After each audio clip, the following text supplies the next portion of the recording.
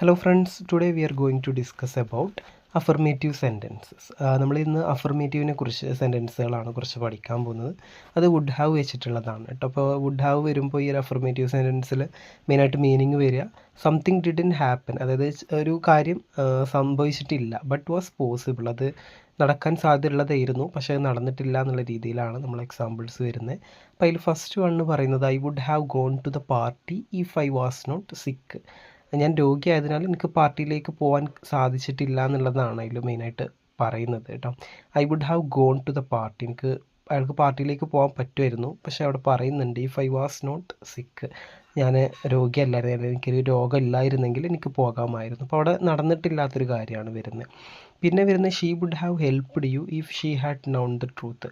അവൾ സത്യം അറിഞ്ഞിരുന്നെങ്കിൽ നിന്നെ സഹായിച്ചേനെ എന്നാണ് പറയുന്നത്. She would have helped you, അവൾക്ക് നിന്നെ സഹായിക്കാമായിരുന്നു if she had known the truth, അവൾ സത്യം അറിഞ്ഞിരുന്നെങ്കിൽ. പക്ഷെ അവളവിടെ സത്യം ട്രൂത്ത് അറിഞ്ഞിട്ടില്ല എന്നുള്ളതാണ് മീനിങ് വരുന്നത്.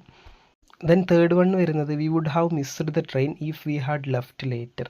നാം വൈകി ഇറങ്ങിയിരുന്നെങ്കിൽ നമുക്ക് ട്രെയിൻ നഷ്ടമായേനെ. We would have missed the train എന്നാണ് പറയുന്നത്. If we had left later, അതായത് നമ്മൾ ഒന്ന് വൈകി കുറച്ച് ടൈം കഴിഞ്ഞ് നമ്മൾ ഇറങ്ങിയിരുന്നെങ്കിൽ നമുക്ക് എന്തായിരുന്നു ട്രെയിൻ മിസ്സാകുമായിരുന്നു. പക്ഷെ അവിടെ ട്രെയിൻ മിസ്സായിട്ടില്ല എന്നുള്ളതാണ് അതിൻ്റെ മീനിങ് വരുന്നത് കേട്ടോ.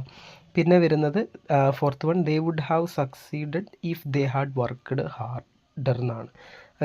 നമ്മൾ കൂടുതൽ കഠിനാധ്വാനം ചെയ്തിരുന്നില്ല, അതായത് ഹാർഡ് വർക്ക് ചെയ്തിരുന്നെങ്കിൽ നമ്മൾ വിജയിച്ചേനെ എന്ന് പറയുന്നുണ്ട്. ഇഫ് ദേ ഹാഡ്, ഇവിടെ എല്ലായിടത്തും ഈഫ് വരുന്നുണ്ട് കേട്ടോ, അതിന് ശേഷമാണ് അവിടെ ബാക്കി ടേംസ് വരുന്നത്. അപ്പോൾ they would have succeeded if they had worked harder എന്നാണ് അതിൽ വരുന്നത്.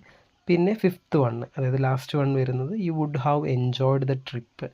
നീ പോയിരുന്നെങ്കിൽ, അതായത് നീ ആ ട്രിപ്പിന് പോയിരുന്നെങ്കിൽ നീ യാത്ര ആസ്വദിച്ചേനെ, അല്ലെങ്കിൽ അവിടെ ട്രിപ്പ് നീ എൻജോയ് ചെയ്തോനെ എന്നാണ്. പക്ഷേ അയാൾ അവിടെ പോയിട്ടില്ല എന്നുള്ളതാണ് അതിൻ്റെ മീനിങ് വരുന്നത് കേട്ടോ.